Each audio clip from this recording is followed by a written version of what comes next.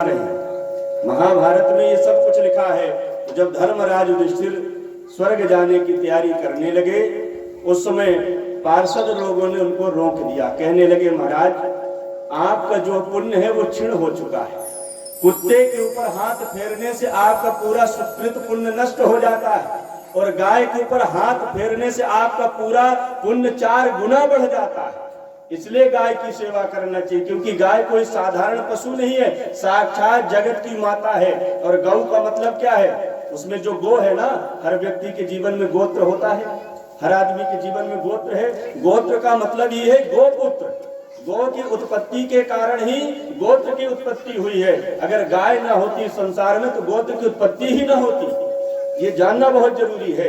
तो गौ के कारण ही गोत्र की उत्पत्ति हुई। और आज संसार में अगर कोई सबसे ज्यादा पूजनीय है, चलता फिरता देवता, जिसमें 33 कोटि देवी देवता निवास करते हैं, वो गौ माता है। चारों जो खुर है, 4 पांव है ना, ऋग्वेद, यजुर्वेद, सामवेद, अथर्ववेद, चारों वेद गाय की खुर में है। और जो यहाँ पर नाक है, पानी बहता है, गंगा यमुना सरस्वती बह रही, त्रिवेणी साक्षात। और जो गोबर है वो साक्षात लक्ष्मी। और यहाँ पर ब्रह्मा विष्णु महेश बैठे हुए हैं। ये पूरे 33 कोटि देवी देवता गौ माता में विद्वान हैं। इसलिए गाय की सेवा करने से बांझ स्त्री को भी संतान हो जाती है। इतना प्रमाण है। अगर गाय की सेवा की जाए विधि विधान से, तो इतनी गौ माता की कृपा है कि बांझ स्त्री को भी संतान हो जाती है। लेकिन हमारी श्रद्धा हो, हमारी भक्ति हो, हमें गाय की सेवा करना है, और उसकी सेवा से जो है फल की प्राप्ति। लेकिन कुत्ता बिलैया के सेवा से सीधे नरक की व्यवस्था है। इसलिए रोटी खिलाना है तो गेट के बाहर खिलाना चाहिए।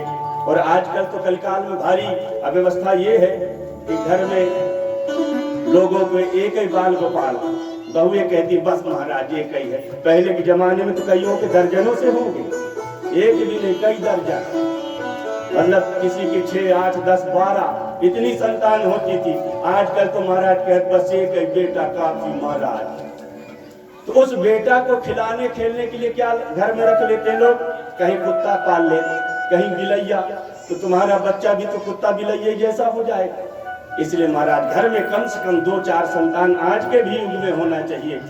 4 ना हो तो 2 तो होने चाहिए, चाहे बेटा हो बेटी हो, पर 2 संतान होना चाहिए। संतान का सुख ही जीवन में सर्वस्व सुख को प्रदान करता है।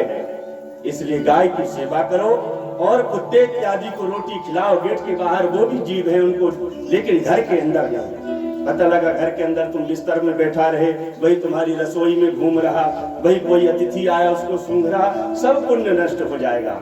इसलिए धर्मराज युधिष्ठिर जैसे विद्वान जो धर्म के ज्ञाता थे, उनको स्वर्ग की प्राप्ति नहीं हुई, क्योंकि उनके साथ एक कुत्ता खड़ा हुआ था। उस कुत्ते को देखकर जो है उनका पूरा पुण्य समाप्त हो गया। इसलिए वो स्वर्ग को नहीं गए। बोले वृंदावन बिहारी लाल की।